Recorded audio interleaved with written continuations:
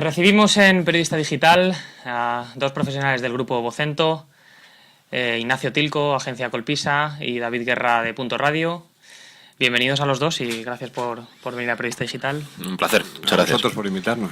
Bueno, en ausencia de fútbol la verdad es que se puede hablar de pocas cosas que no sean rumores, fichajes. El aficionado a pie y el periodista deportivo al final es con lo que llena minutos y páginas.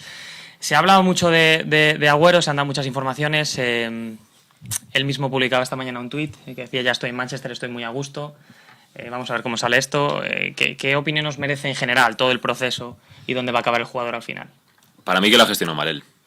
Lo ha gestionado muy mal. Él quería ir a un sitio, él creía que podía hacerlo y su entorno así le asesoró y al final le ha salido el tiro mal. Va donde no quiere, va donde le van a pagar mucho dinero, sí es cierto, pero donde deportivamente hablando, pues seguramente no colme a ningún futbolista. Y es así la realidad. Y él lo gestionó mal desde el principio.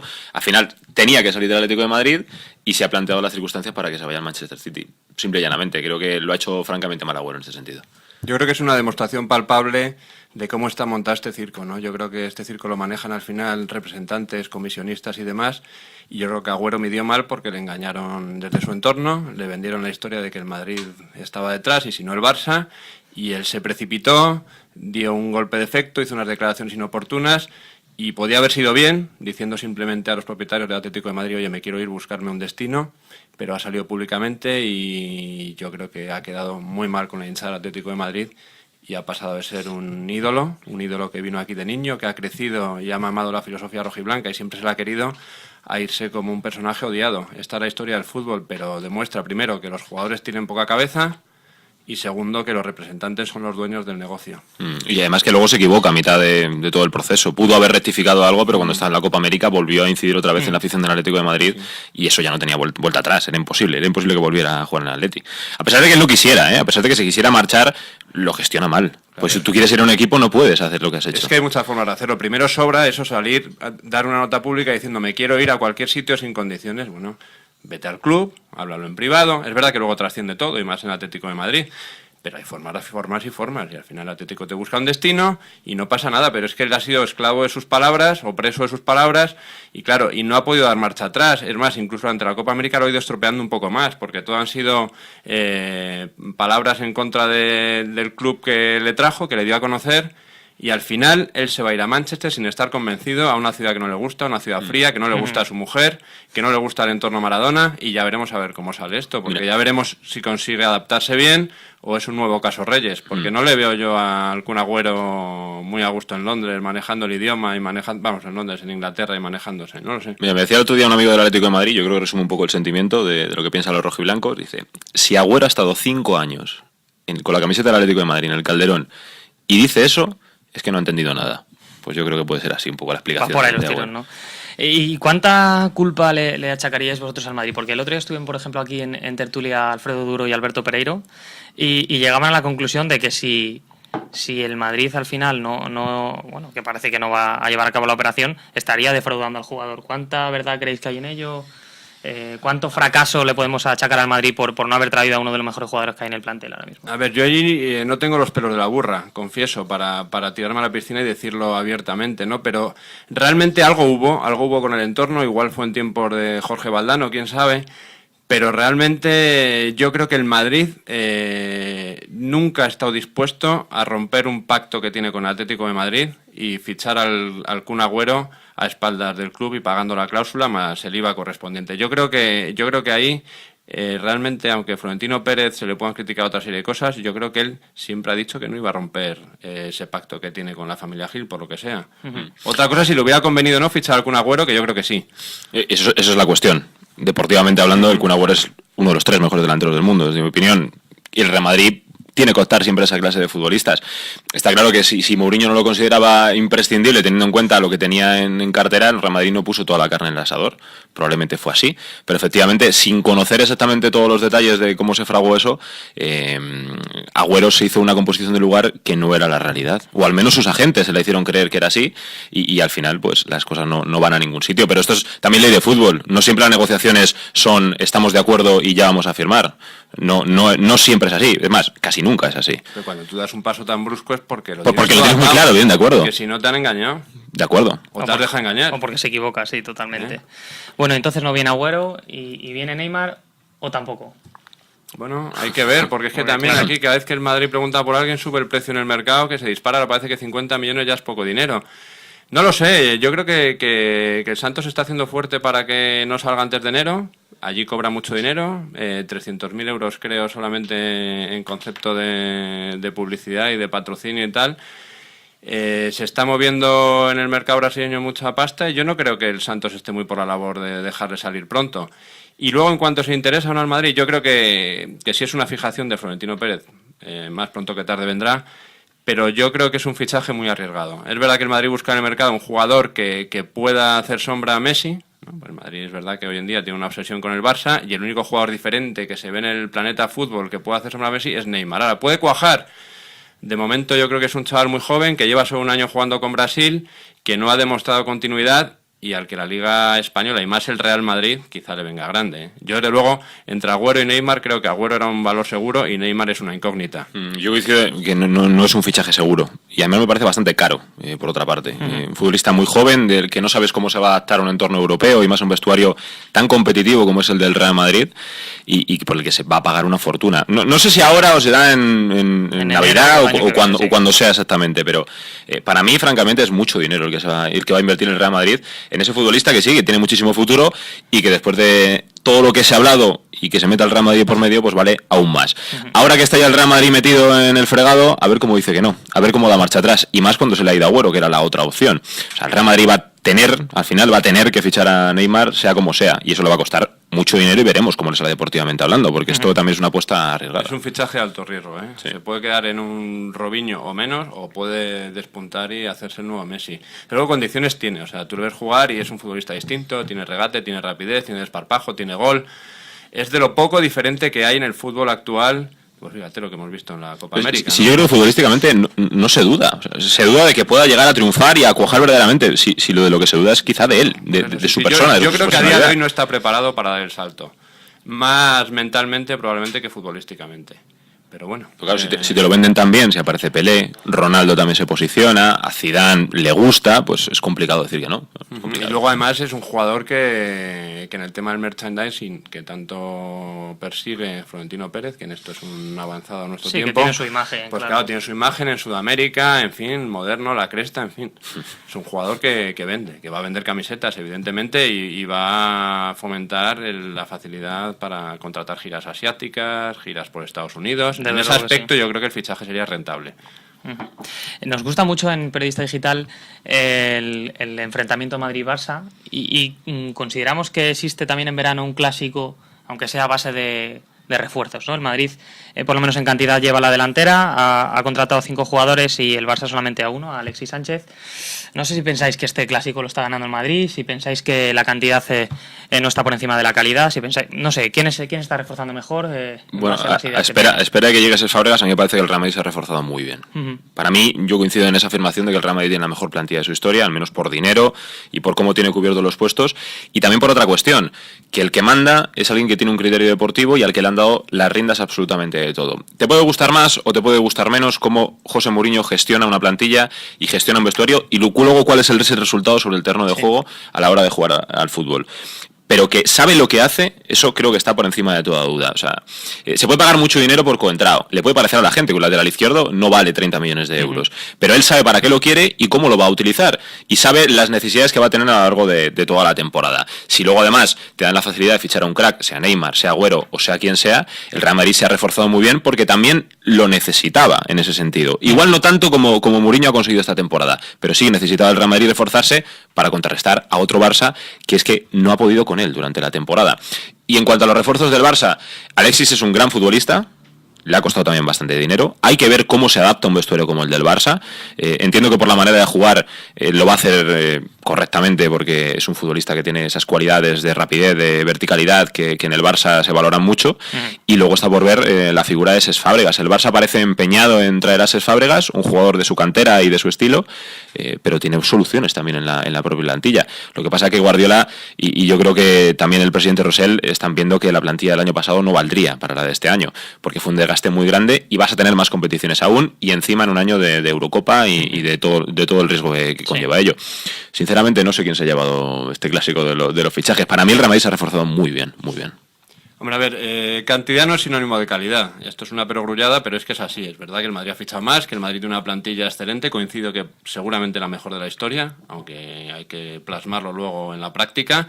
Que tiene 2 jugadores por puesto de plenas garantías, a priori, y que el Barça ha fichado menos y que sigue tirando de la cantera. Ahora bien, desde fuera me da la sensación de que el Barça sabe perfectamente lo que quiere, es decir, queremos a Alexis Sánchez y queremos a Cesc Fàbregas, y el Madrid no lo sabe muy bien y da más palos de ciego. O sea, sondea más el mercado, ficha más gente, a ver si este sale bien, a ver si este luego lo cedemos, y el Barça desde un primer momento, Guardiola dijo, quiero un extremo, porque el estilo del Barça sin extremos no se conoce, a Fellaini no ha terminado de cuajar, y Alexis Sánchez es verdad que probablemente no valga a día de hoy lo que ha costado, pero sí es verdad que es un jugador puro de banda, que es un jugador con una velocidad y una verticalidad y un desborde grandes, y que eso en el sistema del Barça se adapta perfectamente. Y además, ¿qué ocurre? Es verdad que desde mi punto de vista al Barça le faltaría un 9 alternativo o complementario a David Villa, pero con la experiencia cercana en el tiempo de Ibrahimovic, pues Guardiola no quiere volver a equivocarse. Es que es muy difícil que un delantero centro bueno, un delantero centro famoso, acepte el papel de secundario que va a tener sí o sí con Messi en el mismo equipo. Es que eso es muy complicado. Y Guardiola sabe que traer un jugador que pueda hacer sombra a Messi, a medio y largo plazo lo único que va a hacer, que va a conseguir es romper el ambiente idílico que a día de hoy vive el Barça. Ya veremos si se mantiene. Hombre, los ciclos acaban. El Madrid ha hecho una plantilla maravillosa. En el segundo año de Mourinho lo lógico es que vaya más, pero el Barça mantiene la ventaja de que tiene una estructura hecha, sabe lo que quiere, sabe a lo que juega, tiene un plan y yo creo que lo ejecuta a las 1000 maravillas. Por salir un poco de Madrid y Barça, se me ocurre que el tercer equipo, sobre todo en discordia, es el Atlético de Madrid en este momento, ¿no? ¿Qué os parece la forma que ha tenido de reforzarse? También ha tenido que estar esperando mucho tiempo quizás a que Agüero saliera. ¿Qué os parece cómo está el tema entre Cerezo, Gilmarín, Caminero, tanta gente, tantos nombres? Y al final, la plantilla, que es lo que se queda y los nombres que tienen. Mira, el Atlético de Madrid siempre es una incógnita. Siempre es una incógnita porque no se sabe por dónde va a salir, si va a ser Cara o va a ser Cruz, tenga la plantilla que tenga, porque en una de sus mejores plantillas descendió a segunda, no nos olvidemos. Pero el arranque pinta muy mal. ¿Pinta muy mal? ¿Por qué? Porque hay una falta de sintonía alarmante entre la afición y los dueños del club. La hinchada mayoritariamente no aguanta más ni a Gilmarín ni a Cerezo. Y entonces, claro, cuando tú inicias un proyecto y tienes la afición en contra, pues es muy difícil. O sea, o el equipo de Manzano, que es un entrenador serio, es un entrenador que maneja bien los vestuarios, que tiene el equipo ordenadito, pero que transmite poco y que ya ha estado en el Atlético de Madrid y que no ilusiona. Es un buen entrenador, pero no es una figura que ilusione. Yo creo que el proyecto nace muy mal y ya veremos a ver si Manzano y los suyos lo logran reconducir. Pero vamos, la alineación que se plantea mañana en el partido de la Europa League, donde se juega media temporada, con ese centro del campo, con Assunção, Gavi, Thiago, más de lo mismo, y arriba Adrián y Diego Costa, pues no ilusiona a la gente. Yo creo que esa es la conclusión. Nace un proyecto que no ilusiona, es que no es ilusionante. Y hablar de eso en una afición como el Atlético de Madrid, tan necesitada precisamente de éxitos por un lado, pero sobre todo una afición que se mueve por la ilusión, que despierta a su equipo, yo creo que el proyecto nace, no voy a decir herido de muerte, pero si nace bastante torcido les va a costar bastante el poder enderezarlo. Con la gente con la que hablo del Atleti están más o menos convencidos de que va a pelear por evitar el descenso a final de temporada. Más o menos convencidos. Yo creo que Manzano es una apuesta sobre seguro, y que me entiendan. No es alguien que vaya a hacer a tu equipo jugar especialmente bien. Es más, me va a costar creer que el Atlético de Madrid el año que viene o durante esta temporada entre en puestos europeos. Pero sí es una persona que va a consolidar una cierta estabilidad dentro de un vestuario muy convulso y va a mantener al Atlético de Madrid en una posición tranquila, lo suficientemente como para a lo mejor intentar el salto hacia arriba, pero que nadie se lleve a engaños. La plantilla del Atlético de Madrid no creo que tenga la calidad suficiente como para estar peleando ni mucho menos por la Champions, y veremos si por entrar en la Europa League, a pesar de que las necesidades de este club sean esas. Pero ahora mismo lo que yo veo en ese plantel es que le falta carisma, le falta alguien que lleve los galones. Se le han ido dos jugadores muy importantes, fundamentalmente el Kun Agüero, pero ojo que la presencia de David De Gea, alguien que entroncaba con el público, también era necesaria, alguien que haya salido de la cantera. Y veo difícil el que el Atlético de Madrid pueda aspirar a algo más que no sea estar bordeando la Europa League. Insisto, igual se endereza, igual el Atlético de Madrid ficha ahora, pero por lo pronto es la sensación que a mí me transmite. Hay una circunstancia agravante, además, añadida, que la veníamos comentando de camino, que es que a falta de títulos la afición de Atlético de Madrid últimamente se ilusionaba con ídolos, ¿no? Tuvo como ídolo a Fernando Torres, al que quizás se le exigió más de lo que él podía dar. Tuvo como ídolo al Kun Agüero, que además es una figura que entroncó muy bien con la cantera, porque se llevaba muy bien con los chavales jóvenes. Y tenía como ídolo a David De Gea. Es que ahora mismo, ¿quién va a ser ídolo? ¿Forlán? Al que ha acusado de traidor en los últimos años. Forlán realmente es el único que tiene capacidad para tirar del carro, para asumir galones, igual que lo ha hecho con Uruguay, pero está difícil y además la afición no sintoniza con él y no le quiere. Es muy complicado que de buenas a primeras revierta este clima negativo, aunque ya sabemos que en esto del fútbol a base de goles te reconcilias con todo el mundo, ¿no? Sí. ¿Se os ocurre alguna operación de este verano que os haya llamado especialmente la atención? ¿Algún fichaje? Por ejemplo, a mí se me ocurre el caso de Diego Capel, ¿no? Que parece que es un jugador sevillista, nacido para jugar siempre en Sevilla, y al final sale en una operación un poco rara hacia Portugal, o Capdevila, que también se va hacia Portugal. No sé si... A mí Cazorla. Sí. A mí es el nombre, es el nombre del verano, creo. Es un futbolista que era muy reconocido en Villarreal, que creo que la selección española, Vicente del Bosque y también Luis Aragonés le reconocían como parte de la mejor selección del mundo. Un futbolista que aporta unas cualidades que hacen a tu equipo jugar así. El Villarreal era Borja Valero, pero era Cazorla, jugando entre líneas, jugando en las bandas. Es un tipo que sin tener una personalidad muy fuerte, es un tipo que puede ser carismático en un vestuario y que puede llevarte adelante los partidos, ¿no? Que se marche del Villarreal me llama la atención, no por él, porque al fin y al cabo le han puesto una gran cantidad económica encima de la mesa y el proyecto del Málaga es suficientemente ilusionante. Ese sí que es ilusionante, no el del Atleti. Para estar peleando por entrar en la lista también de la Eurocopa, y porque al Villarreal le han puesto encima de la mesa una cantidad económica a tocateja que no puede dejar pasar. Si todos los clubes se gestionaran como se gestiona el Villarreal, otro gallo cantaría.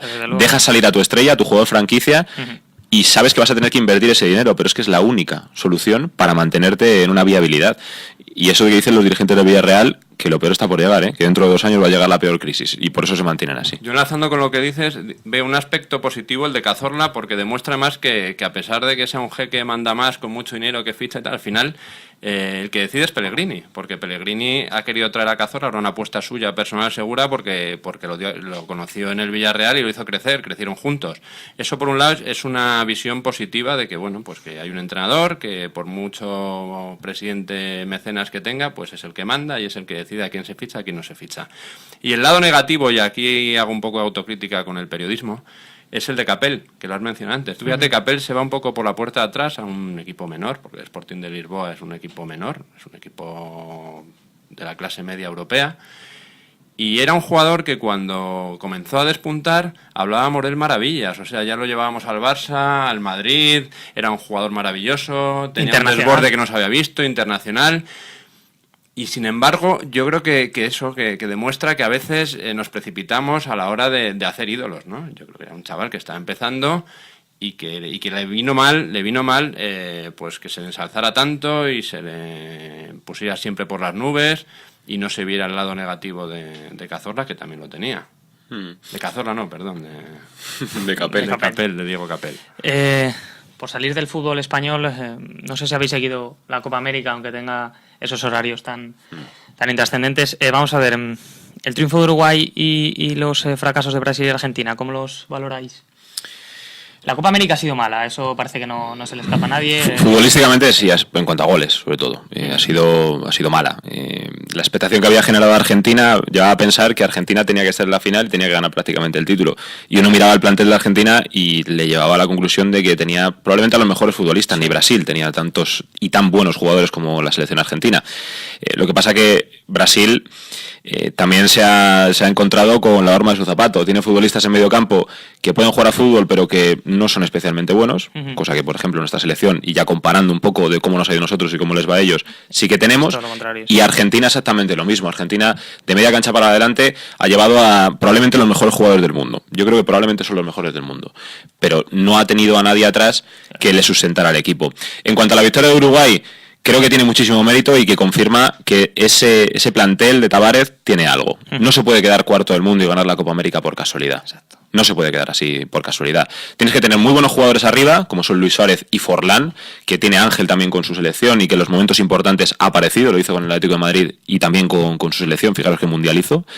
Y luego tiene un grupo muy, muy duro, muy rocoso y que es difícil ganar. No te va a plantear un gran partido de fútbol, le ha pasado como Paraguay, la finalista también.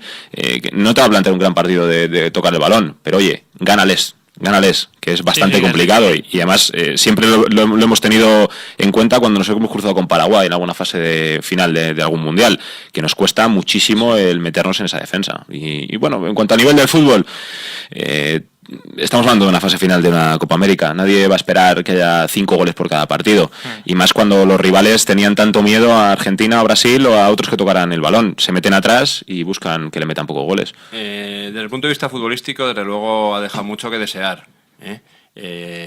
Sudamérica se lo tiene que hacer mirar y mucho, porque si este es el nivel que ofrece pues fíjate, la principal zona del mundo exportadora de talentos a lo largo de la historia, pues es muy lamentable. Pero claro, ¿qué vas a pedir si resulta que el seleccionador de Paraguay, el Tata Martino, de un equipo finalista, dice que tener un 30% de posesión es prácticamente un abuso? Pues claro, si el seleccionador dice eso, pues ¿qué quieres que desplieguen los jugadores? No, a nivel muy malo. Brasil y Argentina han fracasado con estrépito porque no tienen equipo, tienen jugadores pero no tienen equipo y no tienen centro del campo. Coincido plenamente con David. Claro, nosotros es que estamos muy mal acostumbrados o muy bien acostumbrados con la playa de estrellas que tenemos en el centro del campo.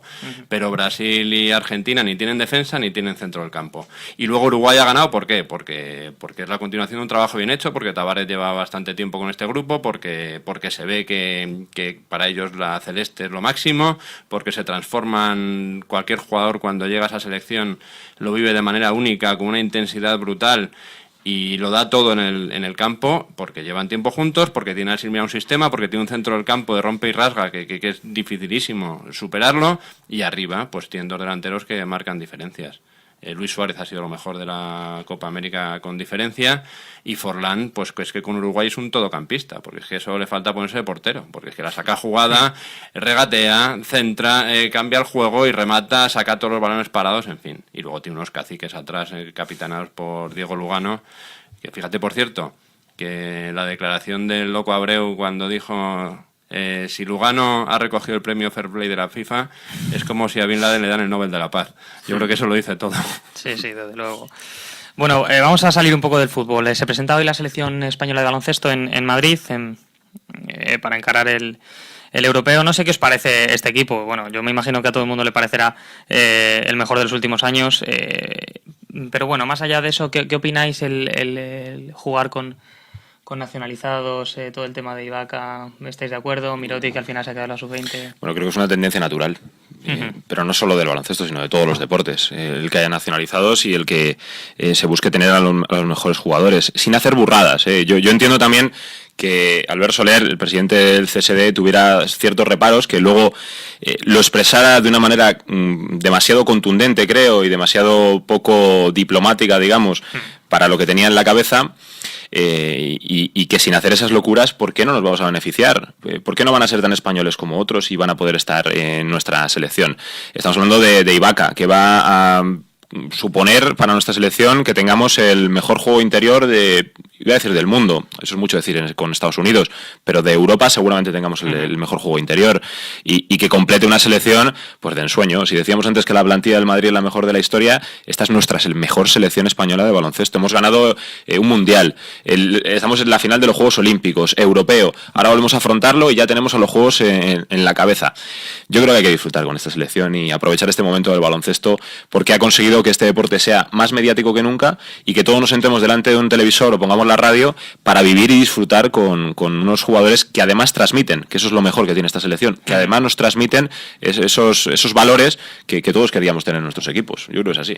Sí, yo suscribo punto por punto lo que has dicho, ¿no? Tenemos la mejor selección de la historia, tenemos un quinteto de NBA a alto nivel, además.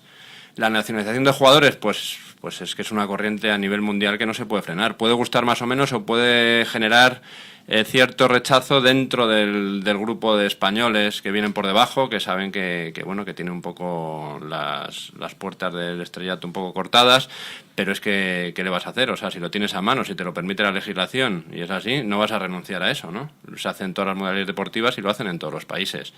Y desde luego, pues dispuestos a vibrar con el baloncesto, que a mí sí me gustaría que cuajara un poco más. Es verdad que estamos todos deseando ver a la selección, pero yo creo que el baloncesto, a pesar de estos jugadores de esta generación maravillosa, no termina de dar ese salto cualitativo de enganchar a la gente de una manera brutal. Yo creo que le falta ese puntito, no sé si es mediático o de saberse vender, o probablemente nosotros no somos demasiado futboleros, pero yo creo que le falta un puntito para merecerse, para alcanzar el trato que merece. Quizás también se debiera a eso, no lo sé, al modelo que tiene la propia liga en la ACB en España, nunca se sabe. Es complicado, hay que saber vender un deporte y también hay que acertar con los horarios del fútbol, porque al final la próxima temporada tendremos fútbol a todas horas. Sí, y cómo cuadras tus partidos de baloncesto, claro, los de fútbol sala, el balonmano, pues es complicado también el tener un momento fijo del fin de semana en el que el baloncesto sea el rey y en el que la gente acuda a las canchas, y no solo eso, sino que lo sigan también otros aficionados por otros lados. Hombre, sí, es difícil vender el baloncesto. ¿Que se puede gestionar de otra manera? Pues no lo dudo que se pueda gestionar de otra manera, pero hay que estar ahí dentro para tener las ideas suficientes y sobre todo sacarlas adelante como para poder vender más el básquet. Hay que aprovechar el tirón de la selección, yo creo que hay que aprovecharlo. A ver hasta dónde llega. Es que este país es de fútbol. O sea, ya lleva varios años, ¿eh? Sí, claro que lleva varios años, y la gente lo considera así. Sí. Bueno, pues tenemos una selección que es muy mediática, que cuando juega España todo el mundo se pone delante del televisor, pero claro, cuando juegan los clubes ACB, pues es otra historia. El playoff final. Exacto. Es lo que la ve Copa la del gente. Rey, Es lo que ve la gente. Y la Copa, que está muy bien montada y organizada. Me imagino que como todo aficionado y periodista deportivo lo habréis pasado bien viendo el Tour, ¿no? Al final ha sido un espectáculo, sobre todo la última semana en los Alpes. Bueno, ¿qué podemos esperar de Contador? Yo creo que al final todo el mundo, pues, y él mismo lo achaca al cansancio del Giro y todas estas cosas, ¿no? Pero bueno, no sé qué opinión os merece, qué os ha parecido en general la carrera y qué esperáis de este chico. No, la carrera magnífica, ha ido de menos a más, ¿no? La parte de los Pirineos fue un poco sosita, se veía que nadie atacaba, pero luego en los Alpes se desató todo. Hemos visto ataques como el de Andy Schleck y el de Alberto Contador desde lejísimos, sí, que no se veían desde después de la guerra prácticamente, ¿eh? O sea, son ataques a la vieja usanza de los que enganchan y de los que la gente se queda sin siesta, pero bien a gusto, ¿eh? Viendo el Tour. Y Contador, pues bueno, yo creo que sigue siendo el número uno sin discusión y se ha visto, o sea, ha estado ahí, ha quedado quinto, ha sido protagonista a pesar de todo lo que ha pasado mentalmente, que es muy duro, de las críticas de la afición francesa, de tenerla en contra, y a pesar del agotamiento de un Giro que ha sido extenuante, lo ha ganado fácil, pero el Giro ha tenido unas rampas que no se recordaban y ha sido durísimo. Ninguno de los grandes favoritos del Tour habían competido en el Giro, por algo será. O sea, yo creo que hay Contador para rato, sinceramente. Más allá del clenbuterol, que veremos a ver cómo sale la historia, que se siga aplazando, parece que en noviembre, y ya veremos a ver cómo queda eso. Yo confío en que en nada. Yo tengo que ser bastante crítico con el Tour. Creo que en los Pirineos efectivamente no hubo toda la batalla que se podía haber dado. Hay que valorar mucho lo que hizo Samuel Sánchez y lo que intentó, hasta donde le llegaron las fuerzas. Pero sí que debo ser crítico porque no he visto que ya hubiera grandes equipos, ni grandísimos corredores, no en el aspecto de primeros espadas, sino en el aspecto de gregarios. Las etapas de los Alpes han sido maravillosas, pero han sido maravillosas por el empeño de grandes ciclistas como Andy Schleck, con el equipo Leopard, que ha sido el único que ha dado un poco la cara, ha sido un poco la cara, insisto, porque fue una etapa no más, y luego porque Contador también se empeñó en la subida a Galibier y después la llegada al Alpe d'Huez en intentar dar un vuelco a la carrera. Más por orgullo, creo, que por fuerzas y porque verdaderamente tuviera confianza en que se pudiera hacer. Que gane Cadel Evans el Tour de Francia a mí me parece significativo. Es un gran corredor, es un gran ciclista, pero creo que es un tipo de corredor que probablemente con un Contador al 100% no ganaría. Y probablemente con Andy Schleck, habiéndose situado en mejor posición durante las primeras etapas, probablemente tampoco. Para mí ha faltado eso, grandes equipos que hayan montado el lío verdadero en este Tour de Francia. Aunque no voy a quitarle un pero a esa victoria de Evans y a que los Schleck estén en el podio porque también son grandes ciclistas. Y en cuanto a Contador, ¿qué decir? Pues que la presión que ha tenido durante esta temporada te tiene que hacer mella de alguna manera. Sí, la preparación ha sido la misma que otros años para el Tour de Francia y eso se nota. O te preparas al 110% para el Tour o se te acaban viendo las costuras. Y a Contador le ha pasado eso, le dio una pájara, hay 1000 explicaciones de si se hidrató, si comió lo suficiente, pero Contador no estaba para ganar el Tour de Francia, pero es que no lo estaba en ningún momento. Desde el primer día de carrera se le vio, al margen de que luego tuviera mala suerte, pero se le vio. Y con respecto a lo del Clenbuterol, creo que ya va siendo hora de que la AMA y el Tribunal de Arbitraje Deportivo se lo hagan mirar, porque no puede ser que se mantenga la intriga con respecto a Contador. Voy a decir una barbaridad, creo que el que Contador no entrara siquiera en el podium y no ganar el Tour de Francia le va a venir bien de cara a esta situación del dopaje. Le han estado buscando las vueltas y si hubiera ganado el Tour habrían ido con mucha más dureza hacia el TAS la gente de la AMA para intentar desacreditar al corredor de Pinto. Y creo que ahora este paso atrás, el que lo hayan pospuesto hasta noviembre, para mí significa que tienen muchas dudas y que no me extrañaría nada que esto acabara en agua de borrajas y que no fuera a ningún lado lo que hay contra Contador. A mí tampoco, yo no soy quien para prejuzgar, ¿no? Solo faltaba, pero realmente si se retrasa todo es porque hay unas dudas razonables, jurídicas. Y de hecho se va a cambiar la legislación con respecto al tema del Clenbuterol. Yo no sé si Contador es inocente, si no es inocente, pero desde luego ha pasado demasiado tiempo como para que la opinión pública no conozca el veredicto, ¿no? Y esto perjudica a Contador, porque tú fíjate el recibimiento que ha tenido en Francia la gente, pues si antes se hubiera dado a conocer, pues probablemente lo hubieran recibido de otra manera. No, pero perjudica a todo el ciclismo, ¿eh? Sí, sí. Estás hablando del mejor ciclista del mundo ahora mismo. Desde hace varios años, sí. Claro. Y si ponen entredicho a ese ciclista, ponen entredicho a todo el ciclismo. Bueno, es que el ciclismo está en entredicho desde hace bastante tiempo. Totalmente de acuerdo, pues con más razón todavía. Con más razón todavía el que hubieran decidido ya, y que hubieran dicho es culpable o inocente. Él, y ya está. Yo lanzo un interrogante, una pregunta. Es verdad que no hay grandes equipos ni grandes ciclistas que dominen el panorama mundial y el pelotón como antaño. No hay un Indurain, pero realmente las medias horarias en todo caso de este Tour y de las etapas en montaña han sido inferiores a las de otros Tours. ¿Por qué? Lanzo esa pregunta y que cada uno responda como crea. Pero muy inferiores las medias horarias. Bueno, por ir terminando este tiempo de tertulia, hablamos un poco de comunicación, los dos pertenecéis al grupo Vocento, y me gustaría hacer la pregunta de que vosotros, ¿qué veis que es necesario en Vocento, los diferentes medios, en tu caso Punto Radio, en tu caso Colpisa, pero bueno, podemos hablar de ABC o de medios regionales, ¿qué se debe hacer a nivel de deportes para acercarse un poco más a los líderes de audiencia, de tirada, etcétera, y cuáles crees que son los puntos fuertes, sin embargo, del grupo Vocento y que deberían aprovechar? Hombre, el grupo fuerte de Vocento es el arraigambre que tiene en todos sus periódicos regionales, centenarios, históricos y prácticamente sin comparación posible con la competencia en sus zonas de influencia. Ese es un punto básico que Vocento tiene ganado con respecto a la competencia. ¿Y qué se debe mejorar? Pues se debe mejorar primero, pero no en Vocento, sino en todos lados. El periodismo vive una época de indefinición. Con las nuevas tecnologías hay que entrar ahí, pero no se sabe cómo. Y yo creo que es el momento de saber qué se quiere y cómo se puede ejecutar, ¿no? Ahora estamos haciendo pues de todo un poco. Y va a llegar un momento, Internet parecía la panacea, pero luego publicitariamente no lo ha sido. Y hay un momento de indefinición, pero que afecta no a Vocento, afecta a todo el periodismo. Y yo creo que eso se tendrá que arreglar. Y luego, evidentemente, pues se acusa, como en todos los sitios, la crisis, porque evidentemente hay que bajar los sueldos y eso repercute en la calidad de la información que se hace. Claro, no es lo mismo tener una persona con fuentes que una persona que puedes colgar un teléfono y hablar con un ministro, hablar con un futbolista, que tener a gente joven mal pagada que pueden trabajar de maravilla, que pueden ser grandísimos profesionales o proyectos de grandísimos profesionales, pero que no tienen esa agenda, no tienen esas fuentes, y eso evidentemente se nota. Mejorar la cuenta de resultados porque tienes menos gastos, pero la calidad del producto probablemente también se deteriore. Bueno, yo coincido plenamente que lo que más influencia tiene y lo que más sorprende a uno cuando entra dentro de Vocento es esa red increíble de diarios regionales y esa red en todas las provincias de presencia de algún medio de comunicación del grupo. Y con respecto a qué se debe mejorar y a la situación, hombre, desde el aspecto de la radio he de decir que es complicado la competencia, es muy complicada. Y más en deportes, teniendo en cuenta los últimos movimientos que ha habido dentro del mercado, que hacen que sea difícil, para empezar, el que alguien mueva el dial y te escuche a ti, y en segundo lugar, que alguien que está acostumbrado a una determinada manera de contar el deporte se vaya también contigo. Eso incide mucho la crisis. Nosotros, que somos una radio chiquitita en comparación con el resto, lo tenemos aún más complicado precisamente por esa tesitura. Si todo fuera viento en popa para todos, tendríamos más opciones de crecer.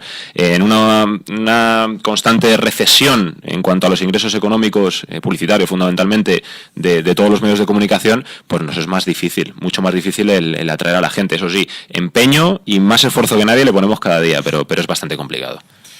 Bueno, pues terminamos este tiempo de tertulia. Agradecemos a Ignacio Tilco y a David Guerra que hayan estado con nosotros. Muchas gracias y hasta otra los dos. A vosotros. Cuando queráis. Hasta luego.